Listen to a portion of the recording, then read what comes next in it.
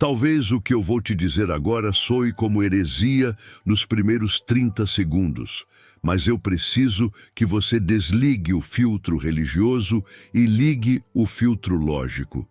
Existe uma chance muito alta, quase absoluta, de que você tenha passado a vida inteira tentando operar uma máquina sem nunca ter lido o manual de instruções. A maioria das pessoas acredita que Jesus veio à Terra para ensinar moralidade, bondade ou liturgia. Elas acreditam que a oração é um sistema de pedido e entrega, onde você apresenta uma necessidade, chora o suficiente para comover Deus e espera que a realidade mude magicamente. Mas se você olhar friamente para os textos, sem a lente da tradição, você vai perceber que Jesus não operava assim. Ele não via a oração como um delivery cósmico. Ele via como uma tecnologia de alinhamento. O problema é que ensinaram você a usar a oração como uma ferramenta de emergência, um botão de pânico que você aperta quando o medo aperta. E é exatamente por isso que, para a grande maioria, a oração não funciona. Não porque Deus é surdo e não porque você tem pouca fé. Ela não funciona porque o mecanismo que você está usando viola as leis de funcionamento da mente humana que o próprio Criador desenhou. Jesus não ensinou você a implorar para que montanhas se movam. Ele ensinou você a falar com a montanha. Parece um detalhe semântico, mas é uma diferença de engenharia. Uma postura coloca você na posição de vítima que espera socorro. A outra coloca você na posição de operador que emite um comando. Você precisa entender que Jesus não estava tentando fundar uma nova religião cheia de rituais vazios. Ele estava tentando explicar, com a linguagem da época, como o hardware humano funciona. Ele sabia que o ser humano é uma máquina de processamento de realidade. O que entra pelos olhos e ouvidos, processa no coração e sai pela boca. E aquilo que sai pela boca não apenas descreve a realidade, mas a constrói. O grande erro, o erro invisível que mantém tanta gente boa, honesta e fiel, presa na estagnação, é achar que a oração é o que você faz de joelhos por 15 minutos. Jesus sabia que a verdadeira oração é o que o seu cérebro faz nas outras 16 horas do dia. Se você ora por prosperidade de manhã, mas passa o resto do dia narrando a dificuldade, reclamando do sistema e verbalizando a escassez, o seu cérebro não registra a oração da manhã. Ele registra o padrão dominante. Ele entende que a escassez é o seu modo operacional padrão. E é aqui que entra o segredo que a maioria ignora. Se a sua vida está travada, se os ciclos se repetem, se a sensação de cansaço nunca vai embora, o problema não está na vontade de Deus. O problema é que o seu transmissor está enviando 2 sinais opostos ao mesmo tempo. E um sistema que recebe 2 comandos contraditórios não se move. Ele trava. Jesus explicou exatamente onde esse fio está cortado, e não é um mistério espiritual. É um princípio neural que estava escondido em Mateus 12:34 o tempo todo. Quando Jesus diz em Mateus 12:34, raça de víboras, como podeis falar coisas boas sendo maus? Porque a boca fala do que está cheio o coração. A maioria dos leitores trava na primeira parte. Eles acham que Jesus está apenas ofendendo os fariseus. Mas se você ignorar a ofensa e focar na segunda frase, você encontra uma lei de engenharia de software. O output depende do database. Na linguagem bíblica, a palavra coração quase nunca se refere ao órgão que bombeia sangue e raramente se refere apenas às emoções românticas. O coração, na antropologia bíblica, é o centro de processamento, o lugar onde suas crenças mais profundas, aquelas que você nem sabe que tem, estão armazenadas. Hoje, a neurociência chama isso de mente subconsciente ou sistema límbico. Jesus estava ensinando que a boca não é criadora independente. Ela é uma impressora. Ela apenas imprime o relatório do que já está rodando no sistema operacional lá dentro. Isso explica o fracasso da sua tentativa de pensamento positivo. Você tenta forçar a boca a dizer frases de vitória, mas o seu arquivo interno, construído por décadas de traumas, medos e repetições familiares, está cheio de derrota. Jesus estava dizendo que é tecnicamente impossível sustentar uma fala de vida se o depósito interno está cheio de morte. É um conflito de hardware. E aqui, a ciência moderna confirma a teologia antiga de forma assustadora. O seu cérebro não gosta de gastar energia criando novidades. Ele ama padrões. Ele cria trilhas neurais, que são como estradas, pavimentadas de alta velocidade, para pensamentos que você repete muito. Se você passou os últimos 10 anos repetindo internamente que a vida é difícil, que dinheiro é sujo ou que você nunca tem sorte, o seu cérebro fisicamente blindou essa estrada. E é aqui que o mecanismo se torna perigoso. Quando o coração está cheio desses arquivos corrompidos, a boca fala automaticamente. Você não planeja reclamar, você apenas reclama. Você não planeja se diminuir diante de uma oportunidade. A frase de autossabotagem sai antes que você perceba. Por quê? Porque a pressão interna do tanque precisa de uma válvula de escape. Jesus revelou que a boca é essa válvula. Mas o problema não termina quando a palavra sai. O problema real é o ciclo de retroalimentação. Quando você fala o que está no coração, seus ouvidos escutam sua própria voz.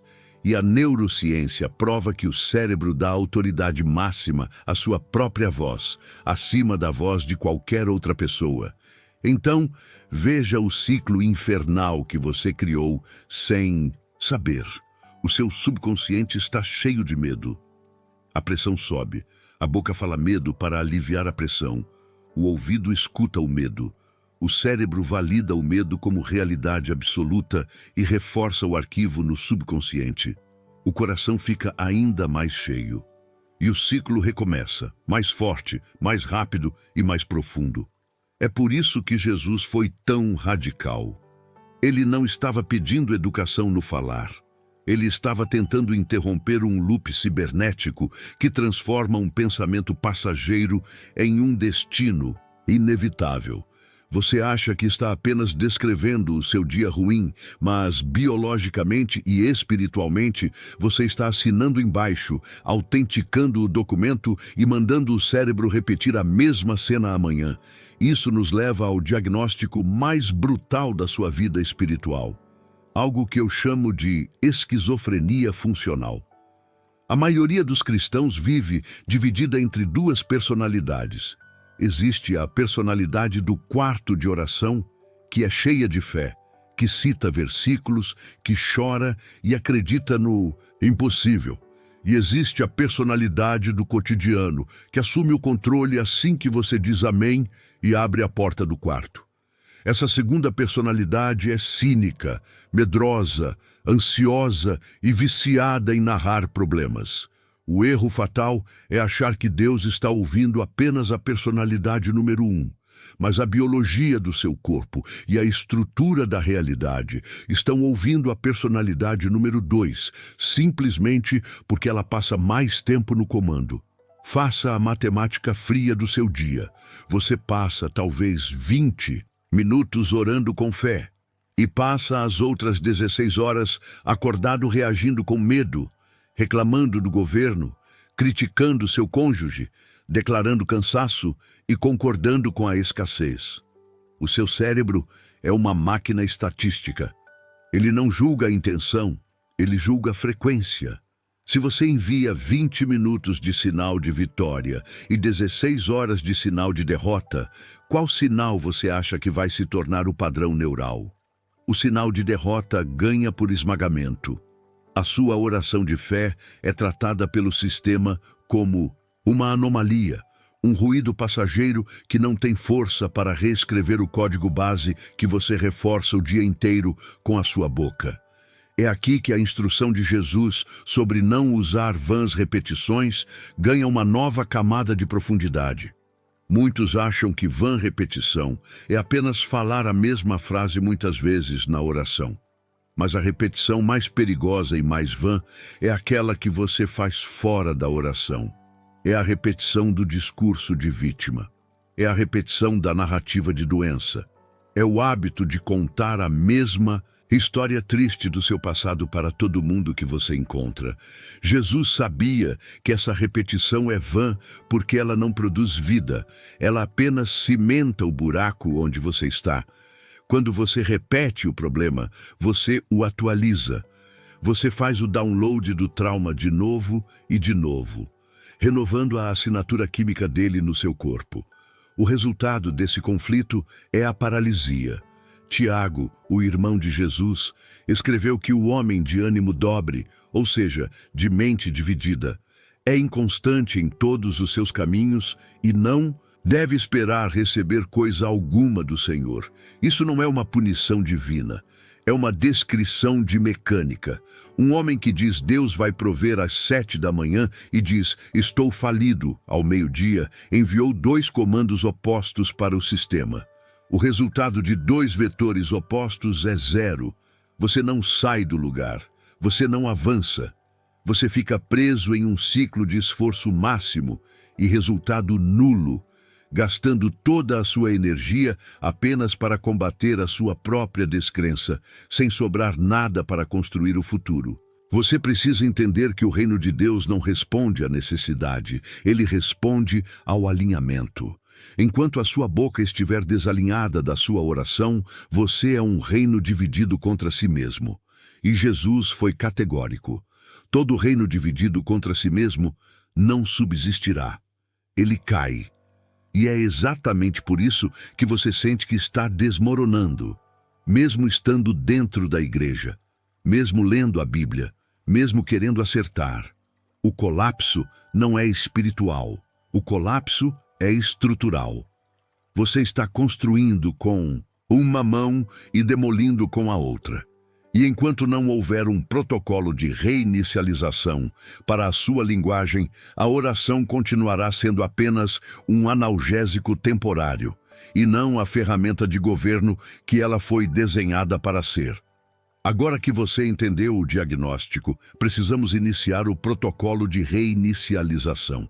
E eu preciso avisar, esta é a parte onde a maioria desiste, porque exige um nível de vigilância mental que você nunca treinou. Jesus não deixou a solução em aberto. Ele entregou um código específico de operação em Marcos 11:23. Preste atenção na engenharia da frase. Ele disse, se alguém disser a este monte, ergue-te e lança-te no mar, e não duvidar no seu coração, assim será feito. O detalhe que passa despercebido é a direção da fala.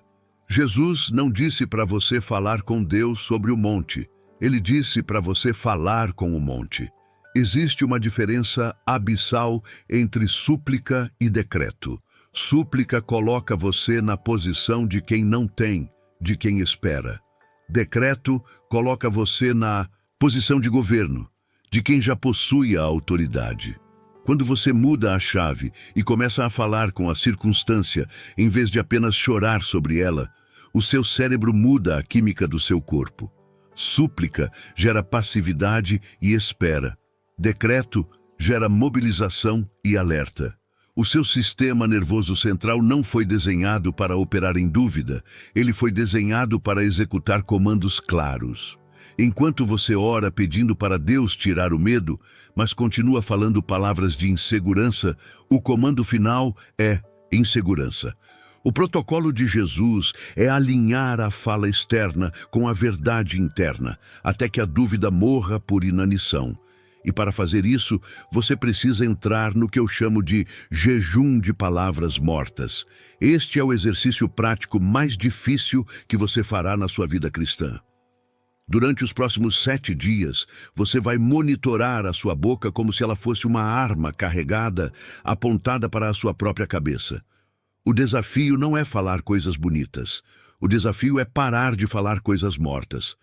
toda vez que você sentir a vontade automática de reclamar do cansaço, de narrar a dificuldade financeira, de criticar alguém ou de se diminuir, você vai fazer algo radical. Você vai calar a boca, literalmente. Você vai interromper o circuito neural no meio do processo. Jesus disse: seja o vosso falar sim, sim, não, não. O que passa disso é de procedência maligna. Por que maligna? Porque o excesso de palavras geralmente é a justificativa do medo tentando se explicar. Ao cortar o suprimento de palavras negativas, você começa a matar os neurônios viciados em fracasso.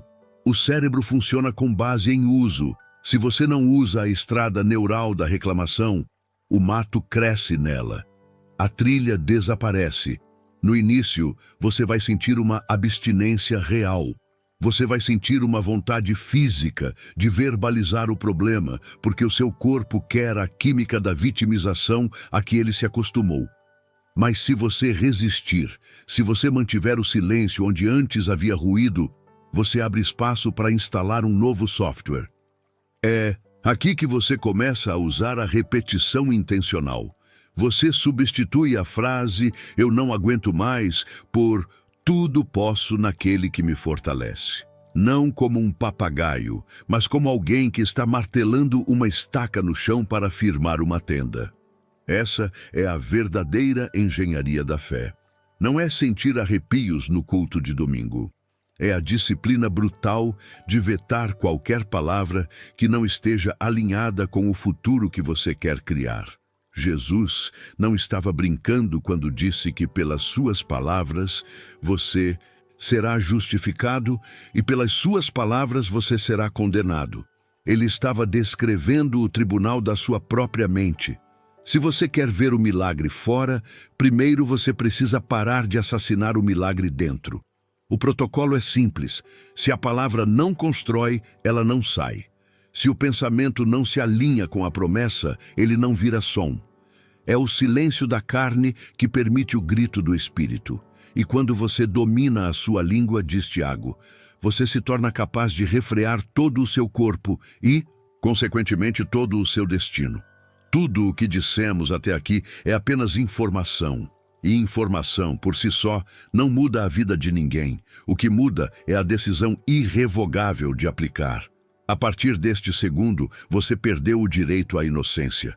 Você não pode mais dizer que não sabia porque suas orações não funcionavam. O véu foi rasgado.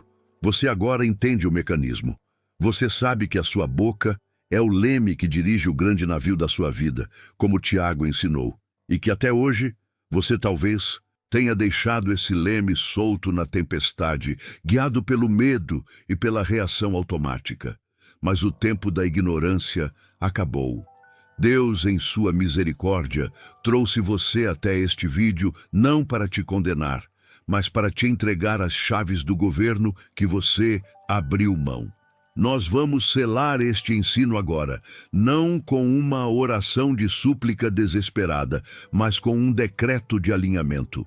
Eu quero que você feche os seus olhos, não para fugir da realidade, mas para focar na única realidade que importa agora. Você vai dar uma ordem ao seu próprio corpo, à sua própria mente e à atmosfera espiritual ao seu redor.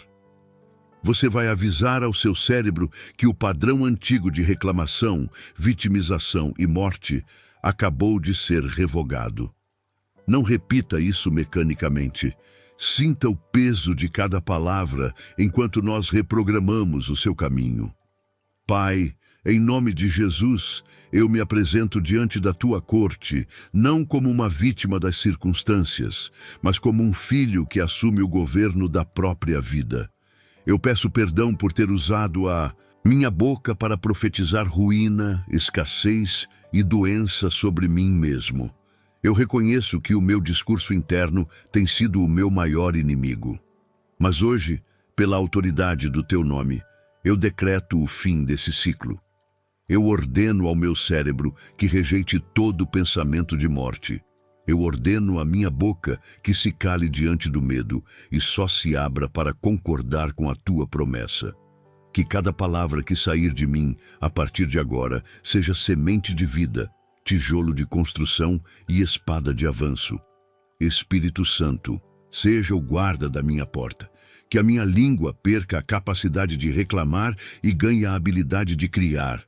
O velho homem está morto. O novo padrão começa agora. Abra os olhos. Sinta a diferença no ar. Isso não foi emoção. Isso foi legislação espiritual. O ambiente ao seu redor já mudou, porque a autoridade mudou. Mas escute bem o meu último aviso. O teste virá. Ainda hoje ou amanhã cedo, uma situação vai surgir para tentar arrancar uma reclamação da sua boca. O medo vai tentar te fazer falar o que você sempre falou. O diabo vai testar se esse decreto foi real ou se foi apenas teatro. E é nesse momento exato, quando a pressão vier, que você vai decidir se volta para o deserto ou se entra na terra prometida. A escolha de calar o medo e profetizar a fé é sua, e você terá que fazê-la todos os dias, até que ela se torne quem você é.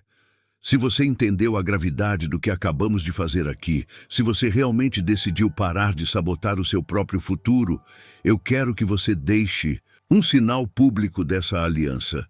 Não escreva um amém automático. Escreva nos comentários a frase: eu governo a minha boca. Isso não é para o algoritmo, é para você. É o seu primeiro ato de materialização da nova postura. Escreva: eu governo a minha boca. E toda vez que você olhar para esse comentário, lembre-se do dia em que você parou de pedir esmola e começou a decretar destino. O segredo foi revelado. O código está nas suas mãos. Agora, vá e não peques mais com as suas palavras.